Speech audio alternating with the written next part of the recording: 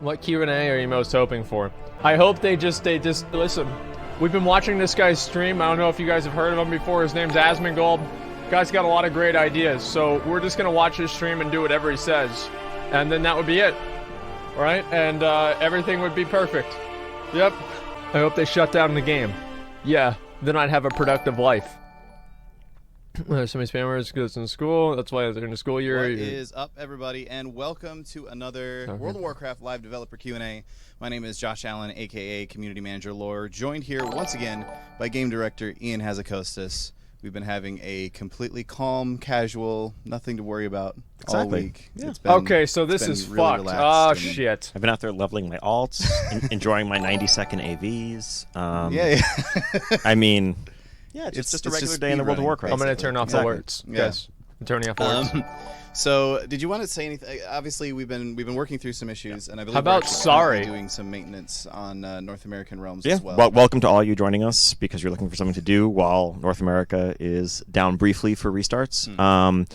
So yeah, it's been an eventful couple days. Okay, everything's been disabled. You know, not the smoothest of pre-patch launches, not the experience that we wanted to deliver, not the experience we hope to deliver, not the experience you deserve, frankly. Couple different issues. I'll try to shed some light on them. Some of them were more technical than is really my area of expertise. But so I think in North America, especially on Tuesday, we just had a lot of issues with login. Just say it got fucked. Our account servers, and that was actually a lot of investigative work was done on that, and work was done to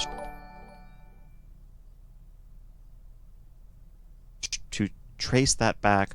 Actually, not to communities themselves in terms of just the up and running, chat channels and the cross-server invites and all that, but actually the one-time process that was being run. Every time someone logged in as the first person in their guild to log in, it was doing a process that would migrate accounts over and convert that old guild to use the new community infrastructure. It's something we tested extensively. However, we didn't test it. We didn't think to, and there were complications in doing this with accounts in very old states, like many people that exist online today. Like if you look at your guild roster and there's someone in that guild who hasn't logged in 7 years, you might have some random alt lying around. There are people who are actually in guilds that go far enough back that they haven't logged in since Battle.net accounts existed. That's not actually a WoW account. That's a graveyard. Battle.net account. That's a graveyard, dude. A lot of those edge cases led to a significant amount of load on our account servers that basically brought things to a halt, impeded people's ability to log in, stopped the service from being as stable as it should have been. A lot of work was done over the course of Tuesday to diagnose and fix those issues. We're happy to be able to launch in Europe and in Asia with a much smoother overall experience, people able to get on, no meaningful downtime, and we're actually working right now to bring communities back online. The restarts that are happening in North America right now are actually tied to that. We wanted to make 100% sure that they weren't the problem before we re-enabled them, and we believe that to be the case, and so that's the path we're taking. Separately, I think once people got online, there have been a lot of gameplay, quality of life issues. It was things fucked. that are frustrating. You try to run a dungeon, and things are going mostly smoothly until you run into a boss that's one-shotting your tank with an ability, or you're doing They're going to say sorry. They're going to apologize. There's a piece that wasn't properly squished or scaled. Oh my god.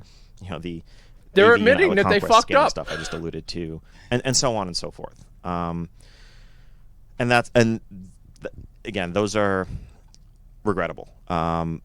It's what I'm going to say is really meant by way of explanation, not as an excuse, not as a justification. I want to try to shed some light onto the development process, but not really. The point here isn't, sorry. oh no, just deal with it, because you shouldn't have to. We should do better. We will do better in the future. We're already looking to see how we can improve our processes to make sure this kind of thing doesn't happen to the same extent in the future. And again, I know you've probably heard that before. But what we've undertaken in Battle for Azeroth and in the 8.0 patch was not just to squish and rescale our game, but also to do so in a way that would make doing so in the future simpler. Because in the past, when we did it in Warlords of Draenor, it was a painstaking manual process. It was hand editing literally tens of thousands of spells, creatures, applying dividing it by 25, That's a multiplying lot. it by whatever, and a lot of manual error happened in the process, but also it was incredibly just error prone and painstaking and laborious. So what we did this time around was actually convert the guts of a lot of our combat system, a lot of our They gave each one a numbers, scale. or spells, or items, Yes. to be inherently more scalable under the Yep, hood. that's so that right. in the future, we can just turn a Obviously. knob. If we want to lower everything by 20%, we can just do that without having to hand edit all of those records. Well, at least now we know Now, nothing will what go that wrong. means, though, is that conversion process is literally touching basically 8 games worth of content. When we make that's the reality we live in today in World of Warcraft. It's not just Battle for Azeroth. When we make a code change that affects mob pathing, when we make we fix a bug that Alerts is are still on. causing some AI How the fuck actions are they to not still occur on? correctly. I turned them That off. can have ripple effects on basically fuck? 7 past games worth of content. Something made in 2008 that's worked fine for 9 years. Actually, it turns out there was actually some subtle bug there that just wasn't actually manifesting itself because of a separate issue that we've now fixed that now causes that thing way back then to break. Anyway, what that results in is we have something like 250,000 spells in the game at this point, 150,000 creatures, tens of thousands of quests. We found and fixed a lot of these issues internally. Many of them with the help from feedback from our testers and people on beta and PTR. We fixed tens of thousands of bugs, literally, in both Battle for Azeroth and legacy content, thanks to submitted feedback reports within our beta and PTR clients. But there's more out there, and we're in the process actively right now of following up on every bit of community feedback we're getting, all these reports, and stomping them as quickly as possible. We're literally fixing hundreds a day at this point. All I can ask really is for your patience just for the next, hopefully just day or two. I think what you experienced yesterday is the worst it will ever be. Today is better. Far. Tomorrow will be better still. So far. And I think hopefully within just a matter of a few days, all aspects of the experience, whether it's doing Legion raids and dungeons, whether it's leveling up, will be smooth and as you've known and expect and deserve. Along with patience, when giving feedback, I think one of the most important things in terms of, completely understand if you're just frustrated and want to vent, everyone is entitled to that. But if you're trying to give information that will help us fix an issue, I think the more specificity, the better. If it's Prince Tortheldrin's Whirlwind one-shots me and does double my health, that is an easily fixable issue. We, in fact, literally just fixed that an hour ago. It was something that was meant to do 600 damage, was doing 600% of an attack's damage, which, as it turns out, is a bad thing. I can't fix the alerts. Making games, man. I can't fix them. If only I turned it off and they just won't turn off. I clicked disable, but it doesn't disable them. What can I do? Feedback, super helpful. I tried to run a dungeon and it was impossible. I don't understand why this isn't. Again, they're just appreciate the sentiment, understand the frustration. Turn them off in OBS. I can't. The more actionable feedback we can get, the more quickly we can track down and fix every one of these issues. And again, why does nothing work? On behalf of the team, we should have done better. You deserve better. And all we're doing right now is working as hard, as quickly as we can to fix all of those issues. And then the next step will be looking at our processes and trying to understand what we can do to make it better next time around. Yeah. And it's worth noting as well, like a huge part of why we do a pre-patch and why we, when we do release the pre-patch, we don't immediately come out with the new content, because obviously there's some new content coming even in this time frame over the next few weeks. Part of the reason that we do it like this is so that if everything does go wrong, well, not everything went wrong, but if a whole bunch of things go wrong when we first release it, it's not removing your ability to go out and do the new stuff that we've just released. So, yeah, it sucks that it happened, but at least it happened the way that it did, I guess, is what I'm trying to say. Yeah, I mean, yes. And yes. I know I've seen speculation of, oh God, if pre-patch was this bad, how are they ever going to do the global launch of Battle for Azeroth next month? I think part of it is actually Battle for Azeroth is on your hard drive right now. The game data, the code is running on our servers, it's running on your machines. And so everything we're doing right now is helping to ensure a smooth, stable, fun launch experience in just a few weeks. Cool. Well, let's go ahead and move on and get started on some questions. Absolutely. First one so comes the game from, was fucked. I think I'm going to say John C. is how I'll say this. Sure. I'm just guessing. Who basically. cares? Says, why can't I use Mage Tower appearances on my second monk when I've completed them come on my on. Nobody gives a fuck. So, Okay, Nobody yeah, cares. The way that works. Why do what you you're have probably 2 seeing monks? Is that Delete 'em both. If you are using an artifact Stupid weapon, fucking then the way you questions. change the look of your artifact weapon is at the artifact forge in your class hall. That is a character-specific unlock system, and that's what it's checking. Down the line, when you're using a different weapon, later on in Battle for Azeroth, the transmog appearance associated with your artifact that you've earned should be account-wide as long as you've earned it and meet the class and spec requirements. So that is to say, if you have a second monk that didn't earn the Mage Tower appearances, but your first monk did, monk number 2 will be able to use those transmogs. Awesome. Yeah, you said that. That was quick and easy. Moving on to the next question. This No, it comes wasn't. from Phobos, who says, when will Warlocks get their new caster animations? They're still the only class who don't have the new spell animations or the spell idle Yeah, animation. they do have new. We actually had a lot of people asking about this, sort of remembering back. We did a whole bunch of work to improve caster animations towards the middle/end of Legion. What about the People game? wondering when Warlocks are going to get that treatment. What about that? Okay, so Warlocks have seen a whole suite of new about the visuals game? associated with their spells. Let's talk about the game? In the 8.0 pre-patch. But Yo, the there shit that are a doesn't couple work. of new animations. They are on spells like Hand of Gul'dan right now. Yes. A couple of others. Yes. We are They're in the looking to game! continue to expand the range of spells that have custom animations. I think the unique Warlock anims are more suited towards, they feel more like pulling energy out from the ground, or you're summoning something from another dimension, less Yes. Right. for a lot of their current spells in terms of feel Okay. and flavor. So we're looking into what we can do about that. As with all of this, class fidelity improvements, animations, visuals, that's an ongoing process that we never really are truly considering done. We always want to improve the look and feel of the core abilities in combat that are Wow, make you're up your trying to make experience the in game better. What a big Cool. surprise. Moving on. Next question here Moving from on. Socially Panda, who said, so the bonus for doing random dungeons has been This is changed really to this is a weekly really bonus. good question. Why has Blizzard decided to heavily Okay. nerf running random dungeons even more when questing is already faster unless you're a tank or a healer? This is a bug. It's definitely not intended. I Done. think there's a possibility. We're looking into it right now. It may just be a Done. display issue where you open your dungeon queue, especially in level up dungeons, Okay. and it says this reward, you're eligible for this reward one more time this week. That should be this day. Okay. If that's not how it's behaving, then it will certainly be changed one way or another, either to look correctly or function correctly in the very near future. No intent whatsoever to nerf dungeon experience. Okay, or, good. The Great. bonus for doing a random one on Great. a daily basis. Also related, we've heard some feedback asking, well, what happened to the experience from the end of dungeon scenario? Okay. The set of objectives at the side. This is when you important. finish that, you still get a big burst of experience. That that is no longer there. However, we just rolled it onto the final boss of the dungeon. Something we found okay. was that most people didn't actually notice they were getting experience from that source. A lot of stuff's going on at that point. You killed the last boss, you're getting your loot, you just got some mystery experience from nowhere. Whereas on the final boss, when you finish it off, get that killing blow, you'll see a big XP number pop up that is hopefully a bit more obvious. The intent here is not to reduce the amount of experience you're getting from dungeons in any way, shape, or form. If that's how it's appearing, there may still be some bugs we're looking at, but not the intent. Okay. Cool.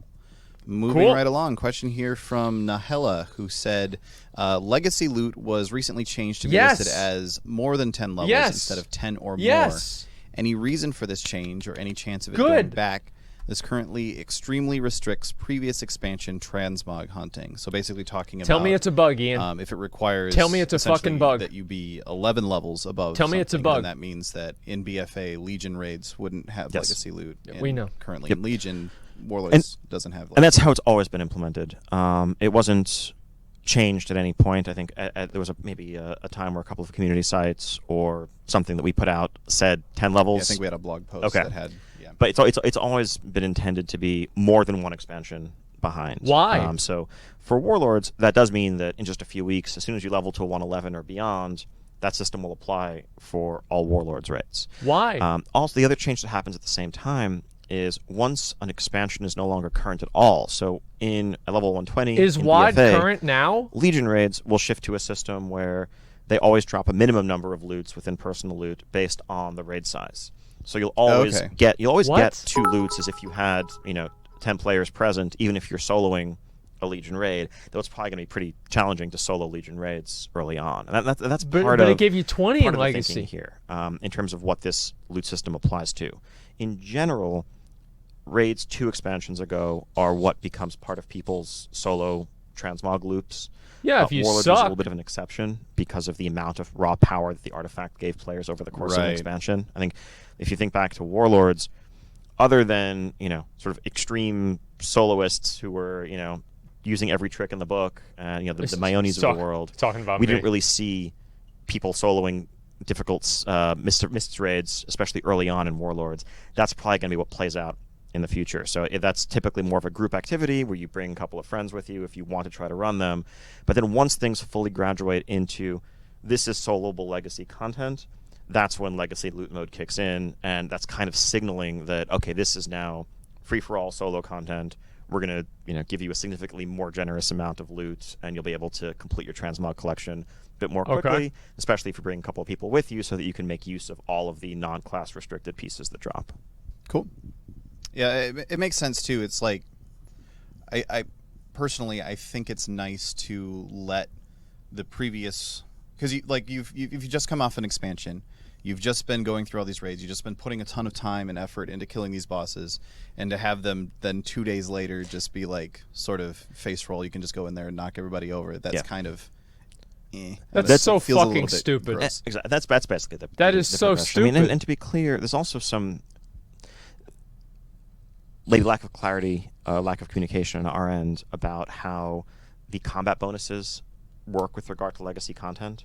It's those only, like, if we had, just to be clear, if we had never done a stat squish ever, including in Warlords, those bonuses would not exist in any way, shape, or form. They only exist to recreate just the give power us gap WoD that the Legacy squish loot removed. mode. Like, if we hadn't done a stat squish, just give it to us. I'm gonna why pull some random not? numbers. It's here. so I'm not sure if these are stupid. totally accurate. As I recall, late Mists, when people were in Siege of Orgrimmar back in 2014, players were doing 500,000 DPS, 600,000 DPS. Players had health in the low millions. If we hadn't squished, well, in Warlords, you would have seen people doing 5, 6, 7 million DPS routinely. In Legion, you would have seen people doing probably 40 million DPS, 50 million DPS because of the amount of power growth that happened with the artifact. And you would have just been able, while doing 50 million DPS, to just go back and kill Heroic Lich King with his 100 million health unsquished in just a few seconds without us helping you at all. Like, that's the natural power progression throughout WoW. Yes. Roughly, you probably quadruple in power from expansion to expansion every couple of years. As That's you get a great system. another 150 or so item levels over the course of an expansion. Just kidding. So that means that, one expansion later, you're about as strong as a dungeon group was in the prior expansion. 2 expansions later, you're as strong as a raid group, and that's really when raid content becomes soloable for most people. Again, extreme cases, people with the very best gear and certain specs or classes can push that out farther. Says you're offline. Cool. It shows me as online right let's now. Move on. Next question here comes from I just Squishy, refreshed. who asked, "What is the reasoning behind, behind Azerite It shows armor me as online right and now. Mythic raid mounts being untradeable while on personal loot? Is this a bug or intended?" Yeah, it got fixed. So, we're fine. No and yes. With respect to Mythic raid mounts, those should actually be tradable while on personal loot. The Shackled Urzul from Mythic Argus, that was actually a bug. It is tradable right now freely, no matter who gets it. Great. If you go kill that boss today. That is awesome. How the Gul'dan mount had worked on Mythic. That's how Mythic mount should work going forward. There's players, understandably, especially at Mythic cutting edge level, when you're getting those mounts, want to allocate those mounts in a world where they're only going to get a handful of them, perhaps, depending on how long they're farming the tier. How can they allocate them with right personal people. loot? And so that's not something we want to get in the way of. That's the stupidest Azerite fucking armor, thing I've ever heard. How can you allocate it if it's on personal? One is, if you admit that's an issue, why are you forcing personal? Evaluating these items, because they do fundamentally completely different things depending on you who can trade you are.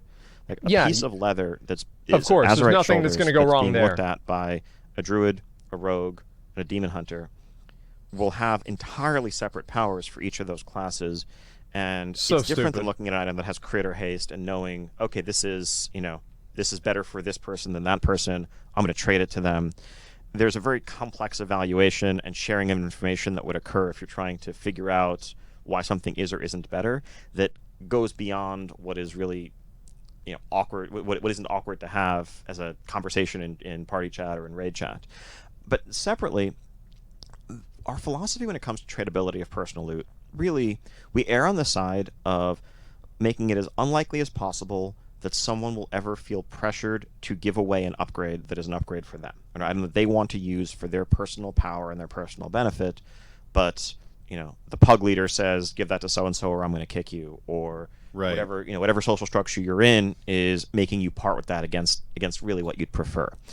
And normally, item level is a pretty good guide, and if you have something in the same slot, okay, maybe it's a psi grade, maybe the secondary stats are slightly better. But with Azerite armor, while yes, item level is important and will generally determine which is better when you're talking about gear for the same spec, there are many different trait combinations, and you may want this piece that is the same eye level for a different loadout, or it may simply have better traits that you want to use that you've been excited to see, and there's value in being able to, without guilt or feeling selfish, collect a couple of sets of shoulders or a couple of helms so that you can better customize your own gameplay and tailor yourself towards one spec or the other, or better AoE, better single target, without feeling like you were doing so at the expense of someone else in your group and that you're having to selfishly defend your desire to hold on to the item.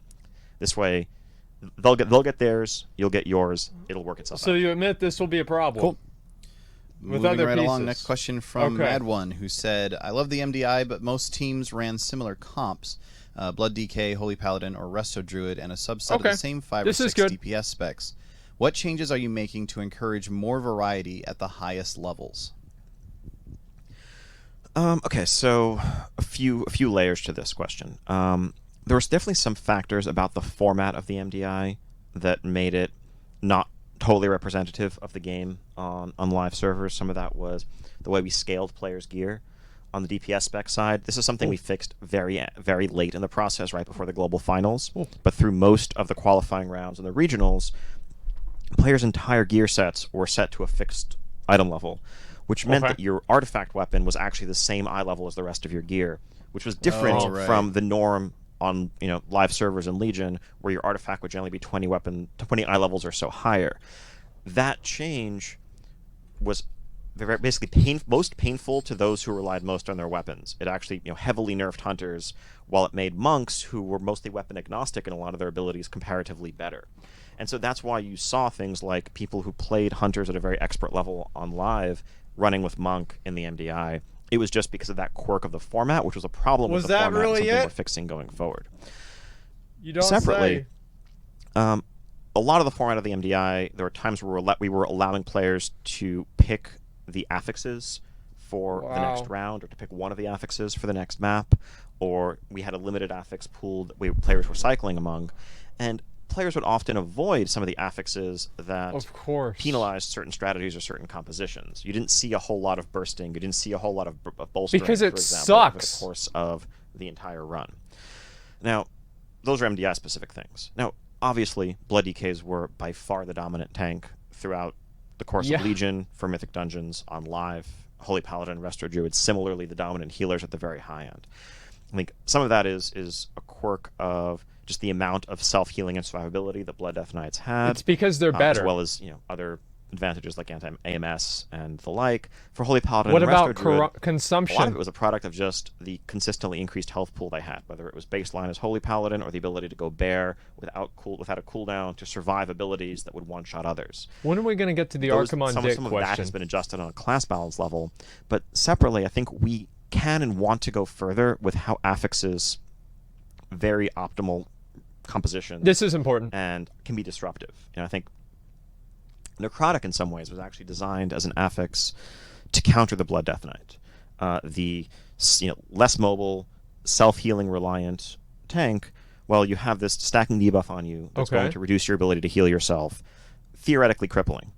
Okay, well, except you have AMS in conjunction with a legendary that lets you actually, clear and avoid those stacks and reset them, perhaps with more comfort and more ease than many other specs. Well, that just broke that, and that's something internally we needed to do a better job. You should just made it to where you couldn't AMS necrotic stacks. The goal should be that there should not be a single best comp for all affixes. It may be that when it is, some combination X, you name it. Some specs will fare better than others. Things like volcanic are designed to naturally punish ranged a little bit more, especially ranged that suffer from movement, because it keeps them on their toes, keeps them from being able to settle into a pattern. Explosives, are harsher if you're not as great at rapid target switching, and so on and so forth. That's something we want to push farther where possible, so that you actually are, thinking about the affix combination for the week, grateful that you have spec X versus spec Y, and then that will change the next week, and so on and so forth, so that everyone gets their moment to shine. Yeah. And again, not to extremes, not to the point where with a given affix combination there's no point bringing turn off R9K. But we want to get away from a world where we don't need R9K. Like we turn saw it off at the end of Legion. Yeah, it's one of the more interesting and I kind of think more effective ways of making sure everybody has that sort of moment to feel like your spec is really bringing an advantage to the group and everything, is just to make sure that things get mixed up enough. It's something we see in raid design as well, where like this boss is the boss where all of a sudden specifically 4 targets for whatever reason is like everybody who's optimized for just that is going to be doing really well here and such. So it's interesting. Exactly. I think that's a huge part of really the interplay between our encounter design and our class design teams. You can time out that spamming piece of shit situations in all of our encounters, including I don't want in one person world, spamming. just about everywhere. I want one person play to the spamming. strengths and weaknesses of our classes. Then similarly and related, when there are classes or specs that don't have those niches, that don't have the moments that really allow them to shine, that's a problem for us to solve on the class design side. And that's increasingly when you see us aiming for and valuing diversity and moving away from diversity. And sometimes that means taking things away from some specs to make them more special for others. We want to create a world where everyone has their strengths and weaknesses, everyone has their moments where they can shine, and the moments where they are jealous of a little bit of the moments where they are jealous a little bit of those around them. And I think that's healthy for the game as a whole. Yes, I agree with that. That's a good question. Let's go ahead and move on. Next question comes from Asmongold, who says, "Shit, I thought that was me." Plus, quote-unquote seasons last until the next major patch, or will 8.x.5 patches see a new affix? So how are those going to work? So I think increasingly patches are delivering content or delivering data to your hard drives, but that content will be unlocked at a time that is appropriate for the pacing of the game as a whole. So, and as we saw in Legion, that means raids don't necessarily open on patch day, or questline doesn't necessarily become available right the moment a patch drops. No, it takes a Mythic month. Plus seasons, I think we're looking to set up a structure where our end game progression or end game reward systems have a parallel structure, parallel cadence. That means a new raid tier, a new Mythic Keystone season, and a new PvP season. Those 3 things are really your major sources of end-game rewards, or the best loot in the game, the greatest challenges in the game. And so we'd imagine that all 3 would begin at the same time. So when the next raid tier begins, that's also when the new affix would become available. That's also when the new PvP season would start with its rewards. And I think that adds some structure to the expansion of the patch cycle as a whole. Also lets us better balance the rewards from those different types of content against one another. Yeah, that makes sense. Talk about touching mounts. On something you were talking about a second ago. I think it's interesting to what is the mount question? Sort of, I guess, clarify the reasoning behind why we don't just say it's patch day, everything is available and unlocked right now. And I actually think patch 7.1 was a really great example of this, because that actually contained. If I'm remembering correctly, that contained all of the information, all the data that was needed for Nighthold, but everyone was still in the middle of, well, not everyone, but most people were still in the middle of progressing through Emerald Nightmare. Exactly. Nighthold was actually in 7.0 for the most part. I mean, there was tuning and bug fixes and things that happened based on PTR, but so in 7.1 had new quests. It had Karazhan. It had Trial of Valor. Karazhan was open day 1. Trial of Valor we didn't open until a month later for the exact reason that you said, right? And same way with 7.2, we went to the Broken Shore, but Tuma Sargeras did not open for several more months, because while players were at that point, maybe a little bit sick of the original Broken Isle zones, looking for something new. Right. It was great to be able to go to a new outdoor zone for that. No one was ready for a new raid at that point. Nighthold was only a few months old, and so we want to be able to pace the individual pieces of content to really suit their own structure and what's right for players. Yep. It makes a lot of sense. I know I certainly don't miss the days of Hey, everybody, there's a patch on Tuesday. Quick, let's scramble and finish this raid that's been out for 5 months. Yep. Just saying. Next question comes from Keith, who said, you mentioned in another Q&A that class development would be put to a later date after the expansion launches. Can you tell us when that will be?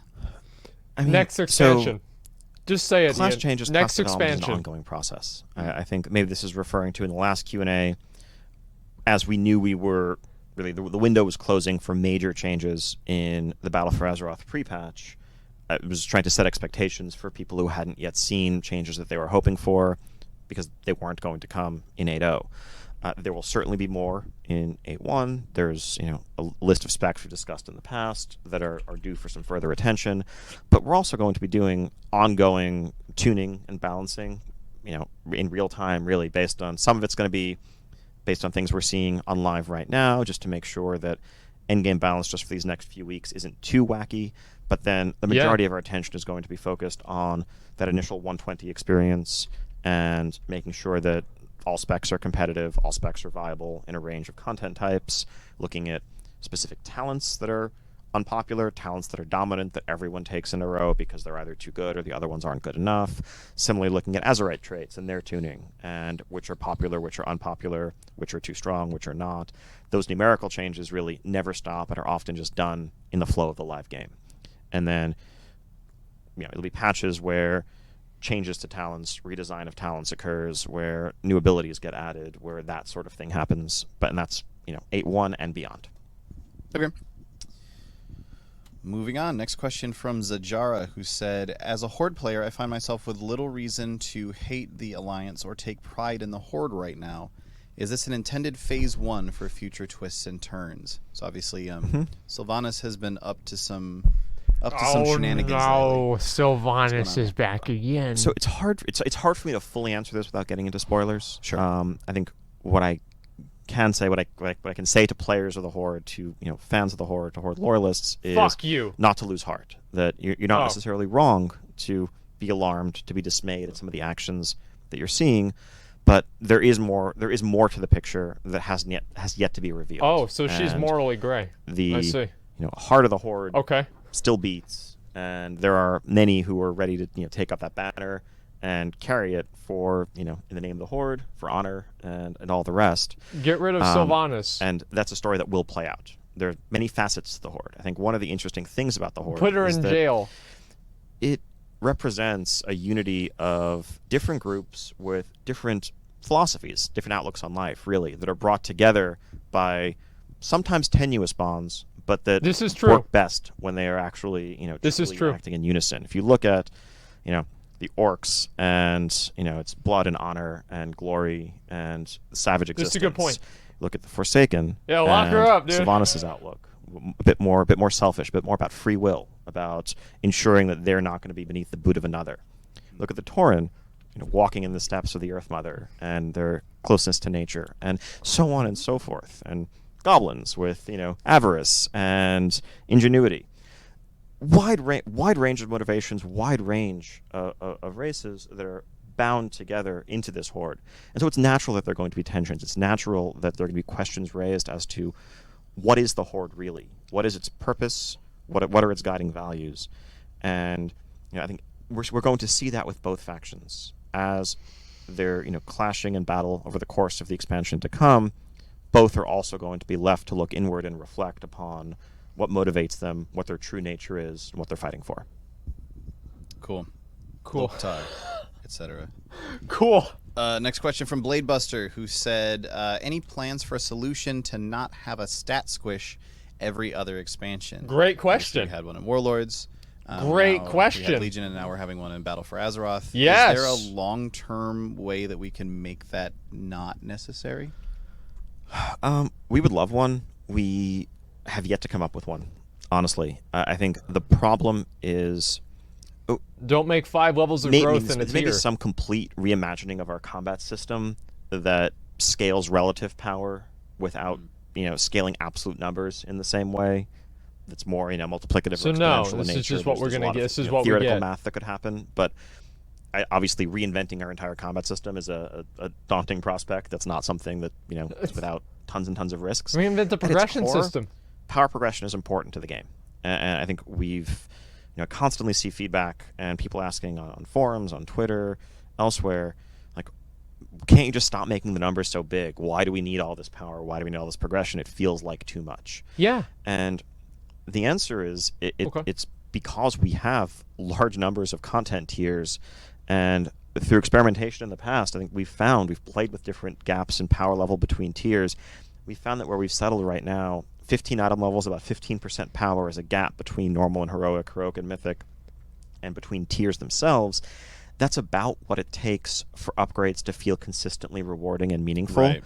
I think, we could totally stop power creep if you replaced your, 120 strength helm with 121 strength helm, and that was like, okay, congratulations, you spent 2 weeks trying to down this boss, you finally mastered the fight, here's your extra 0.2% player power as a reward. That doesn't feel particularly worthwhile, both psychologically, but also it makes it almost impossible for us to balance around gear checks. How do we make the fight that really requires you to have 121 strength to beat, and 120 strength, you're not going to be good enough unless you are the very, very best players in the world. And progression feels good in that sense, right? The same piece of content, whether it's a heroic raid boss, whether it's a mage tower challenge, can be a cutting-edge test of skill for the first players that get there with the worst possible gear, while then being still accessible to hundreds of thousands of other players who get there months later with the benefit of that gear progression. And so, like, that's the system, that's the process that plays out within every single one of our patches, within every single one of our tiers. And I think that feels good on a small level. Now, when you compound those effects, when you have, 15% and then 15% and 15%, you end up in the place that I just alluded to earlier, Yes. where you are pretty much quadrupling your power every expansion. And that level of growth, 2 or 3 expansions down the line, is going to leave us in a place where numbers start to feel unwieldy, where you just feel gratuitously powerful when going back to old content, and that's where the squish comes in. We know it's jarring. It definitely feels weird initially. You're looking at items, and it's hard to evaluate, like, wait, is this good or not? I have to start comparing it to my equipped gear rather than having an intuitive sense of what that should be. Or when I get a crit, like, I don't know what's hitting hard or not. But I think as we found back in Warlords, and as I think we're experiencing even today, is a quick adaptation process. And a couple weeks down the line, when people get into BFA and people start leveling, people will be excited to break 10k DPS, and that will mean something again, the way it did when people were doing that back in Wrath of the Lich King. Yeah. I was doing that in Burning Crusade. Like, just as you've been talking about all this, I've been sort of like thinking through a few, because there's some easy, like, seemingly straightforward answers that I see people suggesting a lot of times in terms of how to not have a stat squish. Things like, why don't you use scientific notation for numbers and stuff like that? Which it's like, it gets a little bit. Who the fuck says that? Weird. Yeah, I mean, and that was the original. I mean, Mega Damage was the original BlizzCon proposal of, like, what if we just divide everything by 1,000 and exactly put an affix at the end of it, but that has its own confusion and own complexity. No, there's. I'm glad they didn't do that. Understand the issue of trying to find a way to fix that doesn't feel super weird for some other reason as well. So maybe it is best to just say, okay, let's just rip the Band-Aid off. It's going to feel weird for a couple of days, but then it'll be fine afterwards. And to be clear, it doesn't feel like super elegant design to us either. Like, we don't think of it as perfect. We think of it as the best thing we've come up with so far. Okay. Fair enough. Okay. Next question from I'm Dars on Twitter, who asked, will we see fixes to the recent stat squish, seeing as it has created massive imbalance with current and legacy content? And you were talking about that a little bit at the start. Yeah. Yes, Come absolutely. on. This is an ongoing process. There's probably been literally a half dozen bugs fixed since I started this interview or this Q&A. It's I think we didn't intend to change the difficulty. And so I think, and I understand there's maybe some skepticism after the sense that 7.3.5 made leveling a bit slower, or made mobs in the outer world a bit more challenging. Okay. That's not something we're looking to take further. We saw that as a one-time process to rein in combat times, to get them from a silly place where things would die in 2 They're not hits, filtering me, dude. They're going to get my question more for sure, dude. across World of Warcraft as a whole.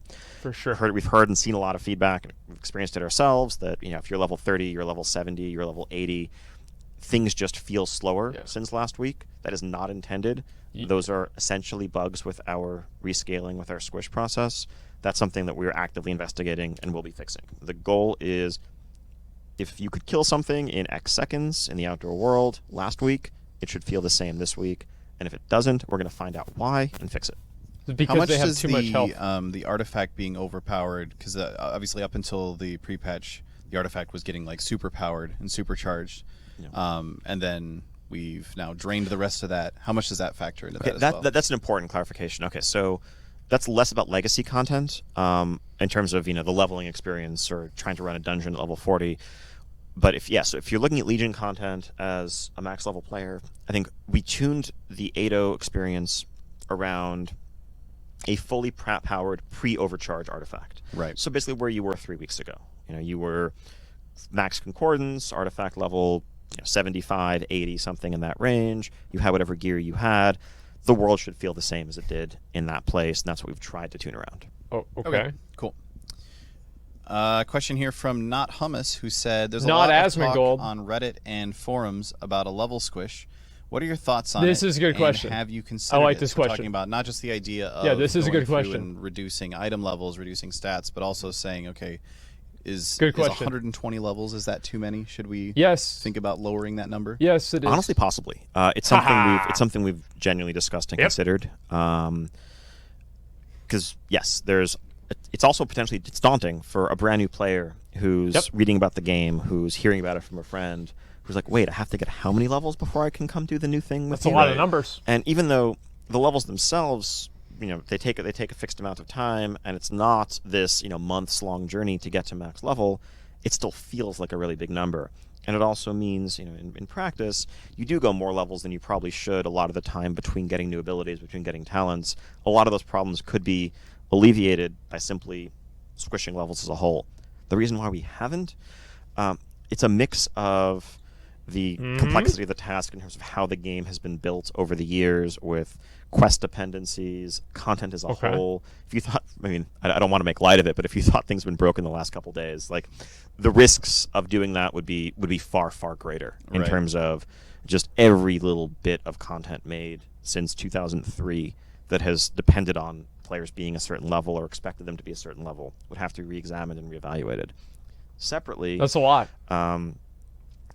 There's also this sense of psychologically, I don't know, I'm curious to hear feedback on it. Yeah. If I log in one day and I'm level 70 again, does it feel like I've 50. lost something? Make us 50. Level up to 60 Probably, again. possibly, maybe even in a deeper way than, okay, I used to crit for 2 million and now I crit for 20k. Sucks. Level is historically more of a permanent, forward-facing thing. If someone has, been away from the game for a few years, they're hearing about the new expansion that's coming out, and it has an all-new level cap of 80. How confusing is that? Those are the sorts of questions we ask on a sort of Not meta any more philosophical confusing level. than Curious to Azerite hear armor. feedback and thoughts on how you think that would feel. But a big reason why we haven't done it so far is just the gargantuan complexity of that task and the time that could instead be spent making new content, making a next expansion better, versus reworking the numbers of literally everything that came before. Okay. Sounds good. Makes sense. Question here from DesDB, who says, "Is the new camera anchor overlooking our character in game an intended change?" What? So I saw a few people talking about this, but it didn't come up a ton. What's going on here? I'm going to go out on a limb and guess that you are a gnome or a goblin, perhaps.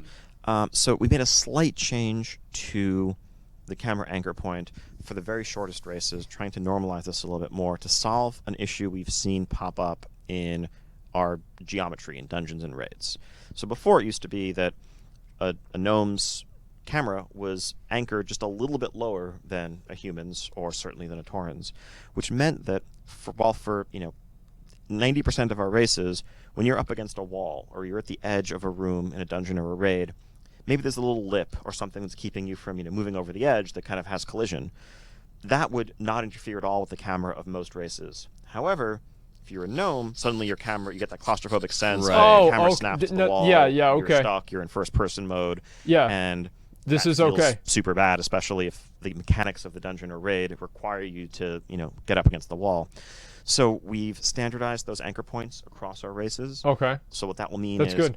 it's a very subtle change. If you are a gnome or goblin, if you scroll your mouse wheel in, as you start to zoom into your character, you might notice that the camera is heading towards a spot just above your head. As you get all the way towards your head, it'll go inside and snap into the same first-person view that you're accustomed to for all of you who play the game in pro mode. But other than that, it shouldn't be a noticeable change. That should be an affix. That should be a Mythic Plus affix. That's a good You have to do idea. the entire dungeon in first person. Oh, noted. All right. We can make this happen. I believe you. That's what I'm scared of. Next question here from Dishair, who says, will we be able to say goodbye to Hati as hunters? Would be nice to maybe tame her as a normal pet, and if not, at least say goodbye. It's a yes. It's a video game definitely, dog. Definitely Bro, understand. it's the a bond video that's game formed dog. between Beastmaster hunters and Hati over the course of Legion. Currently, Hati is tied to the artifact, and thus, as the artifact goes away, so too does Hati. But it's not to say we've seen the last or heard the last of Hati. Yes, we have right now, but there's definitely an That's it, it's understanding gone. of the depth of affection. It's and done. desire to see more there, and not just for Hati, but also for some of the other That's it. more unique artifacts that had companions or personalities associated with them. I think that's not something we want to totally leave behind. I do kind of miss It's done, dude. having Alaneth just constantly talking trash about everything that I was doing. No, he doesn't do that normally. What were you doing? So maybe I use invisibility just to go to the auction house. It's fine. Next question from Velatroy, who says, are we going to continue using the artifact fishing pole Yes. in BFA? And will the traits be updated to reflect BFA fishing nodes? No, so the artifact fishing pole, as it turns out, was not instrumental in draining the power of Sargeras' corruption in Zilithus. We must use the power yes. of fish. Yes, as awesome as that cutscene would have been. All right. This is important. No, this so is important. it's not going away. It's still functional. You can still This level is it up, important. but it is still tied to Legion. It is still kind of the embodiment of what Legion fishing is all about. Right. Obviously, you carry it with you wherever you want, but its powers are centered around the Broken Isles and the fish there. Cool. Why? Next question from Samanoski, I'm guessing. Says, Asmongold. is it intended or a bug that using artifacts for transmog forces that artifact appearance in both hands? Seen a lot of questions along these lines. Intended for now. Okay, they don't know how to We fix it. had to make a bunch of see. exceptions and changes Yeah. with a certain level of technical complexity to our transmog rules to accommodate artifacts to begin with. We're kind of faced in the short term with a choice between using the standard transmog rules, which would have let you, transmog your shield separately from your flail or your Doomhammer offhand separately, but at the expense of forcing Holy Paladins, let's say, to only be able to use a two-handed weapon if they wanted to transmog their artifact over it, which is a very problematic state and actually an impossible one for some classes like druids with dual-wield weapons that don't even match what they're typically allowed to equip to begin with. It's weird. So as a result, the path we took for now is to make artifacts special, where artifacts, when you pick that appearance, it They're just special. overwrites what's in both of your hands. We don't care what's in them, don't care what the weapon type is. We guarantee that you can have the artifact appearances that you've earned. Now, down the line, we want to improve this. We want to add more customization, because clearly there's a desire to customize as much as possible, and many people have awesome transmog outfits that are built around one half of the artifact, not both. That's not something we want to lose forever, but in the short term we were forced to make this decision on a technical level and opted to go the route that allowed people to that allowed the most number of people possible to be able to keep using their artifact appearances. Good call. That was a good decision. Okay, cool. Okay, good. And I think we just had a forum post go out as Good. well that has a little bit more details on how the artifact transmog stuff is as well. So definitely check that out if you're looking for more info. In fact, I think we talk about this a little bit in that forum post, but we can go ahead and answer it here as well. A question from Boomkin God, who says, why are the Feral and Guardian artifact skins tied to transmog? Why do you instead care? of I thought you were a separate tab? Boomkin God. We're now forced to use the daggers and fist weapons.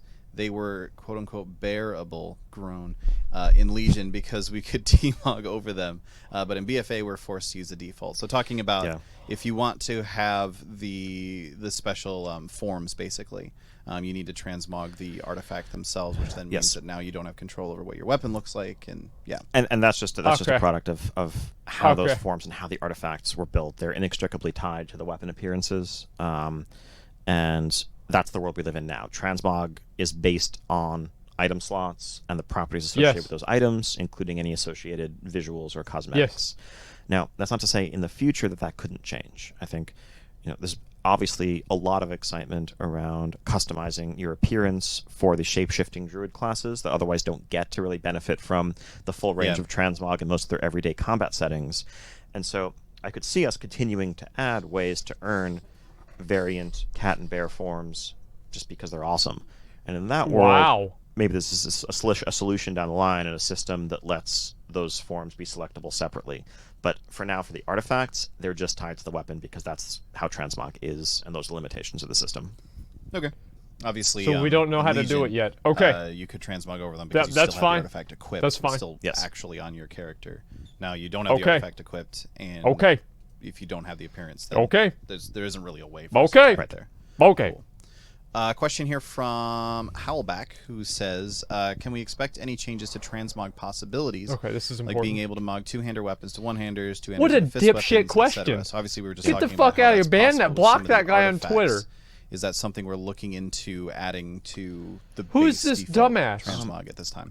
I think the main area we're looking to expand in the future is fist weapons versus other weapons in particular. I think two-hander, one-hander gets really tricky, both in terms of some element of just spec identity and readability. When you look at somebody, you can tell whether they're a Frost or an Holy Death Knight based on whether they have one weapon or two. And that's not something that we want to change on that level. Also, for melee classes especially, there are a lot of animation issues. There are a lot of abilities that only make sense as an offhand attack. They're animated that way. They're kitted that way. Holy Paladin's a bit of an exception because they're primarily a caster and don't have those issues. So for the artifact, it's fine for it to work that way. Right. For basically everybody else, you're either using exclusively a dual wield setup or exclusively a two-hand setup at this point, and our spell visuals and the rest of the visual design is based around those assumptions. Okay. But fist weapons... Finally, this is an important Q&A. We're talking about what matters. Another question here from Alkari. This was a popular one. Who said, will we see more gameplay altering or defining Azerite traits? This is actually a good question. The loss of legendary set bonuses and artifacts does not seem to have been replaced, and most traits seem relatively passive. So I think there are already, I would say, a wide range of Azerite traits out there that I would consider pretty heavily gameplay modifying. Just a few examples off the top of my head. There's a trait that rewards you for having multiple ruptures out at the same time as a rogue, or that triggers extra fireball procs that will change your hot streak cadence as a fire mage, or that rewards you it gives you a buff based on the rage used during the Colossus Smash window on an Arms Warrior that encourages a different level of pooling. And those are just random examples off the top of my head. I like that. These traits, especially if you seek out multiple copies of them, are every bit as powerful as set bonuses, in most cases more powerful than an individual set bonus, and approaching the power level of a legendary, except you have more of them. So there is that level of depth and potential there. Now, there are passive traits, because the reality is not everybody wants that level of rotation-altering gameplay. Some people are lazy. You just want to be stronger. You don't want to have to worry about tracking some extra proc or some reactive element. And also, what we've seen so far, these are sort of the baseline initial round of Azerite traits. Many of them that have been most visible on beta are on level up gear. The new ones begin to appear later on, including as we get into raids, and additional patches, additional tiers of content going forward will continue to add more. Obviously, on live today, while your legendaries still work and your set bonuses still work, there hasn't been anything yet to replace the artifacts, but that will rapidly change in just a few weeks as you're exposed to the system and begin leveling up through it. And I think, unlike legendaries, set bonuses, and artifacts that often were very static, set bonuses, you got your set, you probably use that for the next 6 months. Your artifact, really past those first few weeks, once you'd unlock the full trait tree, you were just leveling up Concordance or leveling up another sort of open-ended power growth. There wasn't really further choice or decision-making in the process. Legendaries maybe you swapped around, especially if you did a lot of Mythic Plus. There's more situational use for some of them. But again, for many classes, you just put on, Pride as in your best throughput Legendary, let's say, and that was kind of your setup forever. Okay. Azerite will be presenting you with choices and customization opportunities, both as you get new upgrades and you're deciding how you're shifting your loadout in one direction or the other, but also as you're, if you have a couple of pieces, you can customize them differently. Your loadout, what is this, Call of Duty? One gameplay style or the other, or one type of content or the other, in a way that you really weren't interacting with any of those Legion systems. Fucking COD, man. Let's see if we can get through a couple more questions here before we run out of time. This one comes from Calvin Mary, who said, what are Blizzard's thoughts and plans on developing classes in Battle for Azeroth in the future? We don't get a new talent row past level 100, and Azerite traits This is a good seem question, too. lackluster. This is a very good is question. a looming issue, but people want new toys and flavor, too. So obviously kind of... Yeah. Over the last couple of expansions, They're going to answer there's mine been last. all the discussion around pruning. There's been all the discussion 100%. around the class reworks that happen in Legion and everything like that. Yeah. And I think a lot of people are saying, okay, yeah, but I also kind of miss the days when I got to level up and get new abilities. As a result of that. So what's our thoughts towards the future there? So yeah, definitely this is a concern we hear a lot. Obviously, I somewhat disagree with the characterization of Azerite traits. I think it's valid feedback if that's the first impression so far, but I think there is a lot of depth there as players get into endgame and as they're playing around with customizing multiple different pieces of gear as you get your upgrades. That said, it still feels like something that's apart from your character that's tied to a specific expansion. That's the challenge we've been grappling with, I think, in our class design and our systems design as we enter what's about to be the 15th year of World of Warcraft. The concern with talent rows is part of why we moved from the old system we had back in Cataclysm days and before into the current row structure is at a certain point when we're adding new rows, new talents with every new expansion, with every set of levels, there is bloat. There isn't a scalable system. And as a design group, we find ourselves adding traits, adding talents, just because we need to give you something new, not because you necessarily need something in particular, or there's a problem that needs to be solved. And often that led to... I want more abilities. Kind of a lot of that homogeneity of, okay, we're looking at the really low mobility classes. Give me retaliation. What can you give them that will be exciting? Let's give them a sprint. Let's give them a movement buff. Well, okay, that feels great. At the same time, it's narrowing the gap, narrowing the differentiation between our classes. Don't need that? And Yeah, I do. And anytime we add something permanently in that sense, it's forever. We're thinking not just to today or tomorrow, but to next year, to 5 years from now, to 2 expansions from now, how that system is going to play out in the very long run. So I think that's led us to make systems that are tied to a specific expansion can have a lot more depth in them. We can give you dozens of new traits, dozens of ways of modifying your gameplay, and some of those may get carried forward in our existing systems, but others will remain in the expansion to which they were tied. But the next expansion will have something new and exciting that lets you customize your character, that lets you change up your gameplay, and that's the path we've currently been taking. That's not to say there isn't ever going to be a new talent row. I think there's perhaps a point where that makes sense, or that we add other permanent customization options. But the philosophy we've been using really since, I would say, from Warlords onwards, is one where major systems need to be tied to the expansion in which they live in order to give us the design space to give you interesting depth and customization without creating a bloat and burden and a carrying cost that's going to actually become a hindrance to the development of the game going forward for years to come. That part does make sense. Definitely that makes sense. A hard issue to resolve there.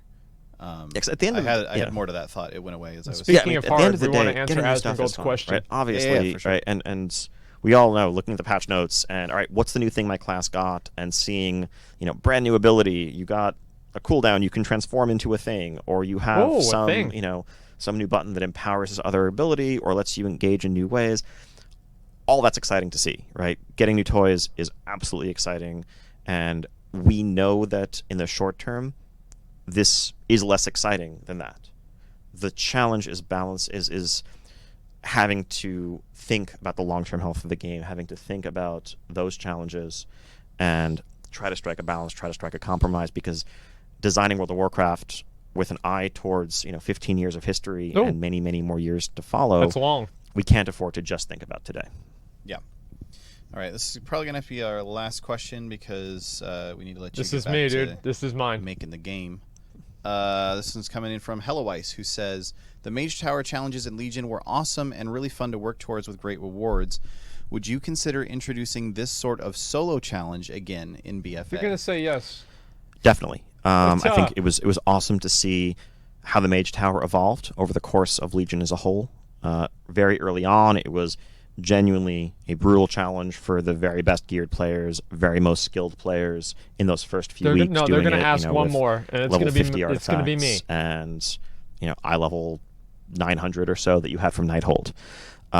Versus over time, more and more people were able to get a Where's my foothold question? as knowledge about how to do the encounter spread. One more, dude. as They're the gonna get artifacts got mine right stronger, after as this. players got more gear, and it was a type of gameplay that many players hadn't necessarily experienced before. And it's awesome to have sort of like personal challenge to work towards, where it's not about depending on a group of others, though the coordination and co-op gameplay throughout WoW is some of our best. There's something there as an alternative for those who just want a test of their own abilities. And I don't think it's something we're going to necessarily expand or make more prominent, but it's definitely not something we want to leave behind as a one-off experiment. I think it's about thinking about the right time and place and setting for this type of challenge. Okay. But definitely something we'll do again in the future. Awesome. One more. Well, thanks so much for coming on here, What? answering these questions, giving us some developer insight. Always What? very much appreciated. Anytime. Great. And thanks everybody for tuning in as well. What? We'll have you back in Azeroth ASAP. Indeed. And thank you again for your patience, for bearing with us. Some more fires to put out, but we'll Okay. get them all extinguished. They can make this up to me Indeed. real All right. easily. Thanks again, everybody. Just See you go next ahead and time. host me. See Ian, just send me a host. Host my stream. Ian, no, come on, come back. Host my stream. What happened? No. I've been cucked. Fuck, dude. Fuck. Motherfucker, they didn't answer a single question. I just... Oh, where's a good song? Okay, this is so frustrating, man. I was really thinking that they were going to answer one of my questions. I don't really know why. I have no idea why I thought they were going to answer them, but I did. Okay. They hate you. They were too critical. Bro, like, I was nicer than some of the people in that post. Like, what do you mean? I was so nice. I didn't say, why are you doing the things that people don't want, and you keep doing the things that people... yeah, but then you won't do the things that people do want. Like, that's what I wanted to ask. As like a big question. They're never going to answer that, right? So, I'm just fucked, man. They didn't despite you. That's probably what it is, man. This is a massive fucking conspiracy against me. I guess that's what it must be. I don't know. I just wish they would answer a question, that's all.